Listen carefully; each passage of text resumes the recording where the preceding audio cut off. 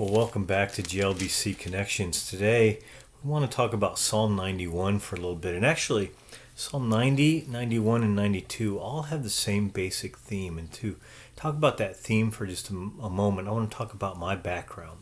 So, I was born in Toledo, Ohio. And before I was even old enough to be aware or have any memories, I moved to Connecticut. And so my first memories are actually in Connecticut. We didn't live there very long. Then we moved out to Portland, Oregon, and I spent my much of my childhood until I was, I think, 8 or 9 years old in Portland, actually a suburb of Portland called Gresham, Oregon. And then from Oregon, I moved back to Toledo, Ohio, and we lived there for another 10 or 12 years. And after I'd been there for a while, and I went to college there, I moved away again, and this time I went to Pennsylvania. And from Pennsylvania, after 7 years there, we moved to Michigan. Spent a couple years here in Michigan. Then moved to Oklahoma, 5 years in Oklahoma. And then back to Michigan, where we've been for the last decade and a half or so. And all that leads to a question for me, and it's a question I actually struggle with once in a while. Where's home? In some ways, because I grew up in Toledo for the formative years of my life, I feel like it's Toledo. But I have literally spent less than 20% of my life in Toledo. So even though it feels like it should be home, when I go back it doesn't look like home anymore.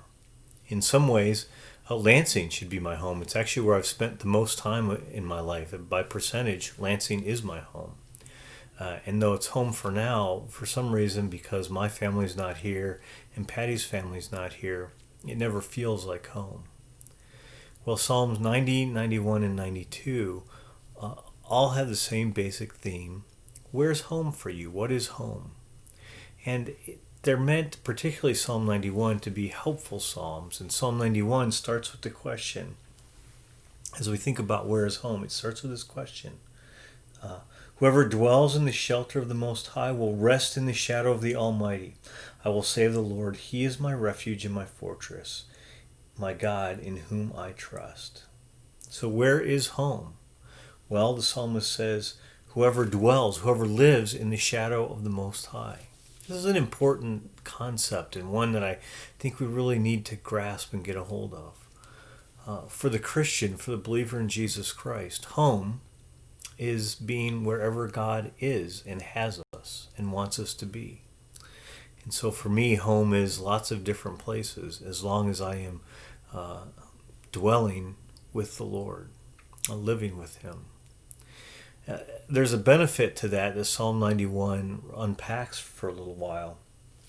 It's the idea of safety and security. And so we see in Psalm 91 a host of images about safety and security. And I don't want to read them all to you. I'll read just a couple of them, starting in verse 3. Surely He will save you from the fowler's snare, from the deadly pestilence. He will cover you with His feathers, and under His wings you will find refuge. His faithfulness will be your shield and rampart. So we have a couple images here of a bird caring for her baby birds by covering them with her wing.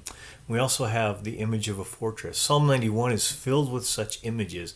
And the idea is this, that when we are at home with the Lord, that is, when we are dwelling with Him, when we abide with Him, when He is our place, then He is our protector. Well, that leads to a new question. The question is, in what sense is He our protector? And certainly, I think there's a sense in which we want to say He protects us from all physical harm, from all sorts of evil, and those things are accurate. And yet we know that it's not always the case. In fact, this psalm particularly just recently tragically read to a good friend of ours as she was on her deathbed. And we read this psalm as a reminder that the Lord takes care of us wherever we are. And yet we know that every outcome is not the outcome we want. We think about the Apostle Paul himself. In fact, the Apostle Paul was often persecuted. He was beaten. He was put in prison. He really endured a lot of hardship. He was shipwrecked. And yet, at the end of 2 Timothy, he writes to Timothy and he says this, and here we see echoes of Psalm 91, and I want you to hear these echoes. This is 2 Timothy 4:17 and 18. But the Lord stood at my side and gave me strength, so that through me the message might be fully proclaimed and all the Gentiles might hear it. And I was delivered from the lion's mouth. That's an echo of Psalm 91. The Lord will rescue me from every evil attack and will bring me safely to his heavenly kingdom. To him be the glory forever and ever. Amen. How does Paul then understand this psalm?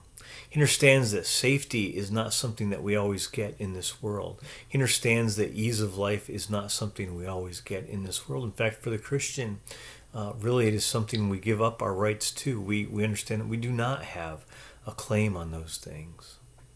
Paul says the claim is this: we have a place in heaven. We have been seated with Christ. Our reservation is there, and it's secure. And for this reason, Paul can say, no matter what happens to me, I'm safe and I'm secure. And by the world's standards, that's not so. Even as Paul wrote 2 Timothy, it's very likely he was in prison. And we know that Paul eventually gave his life for the sake of the gospel.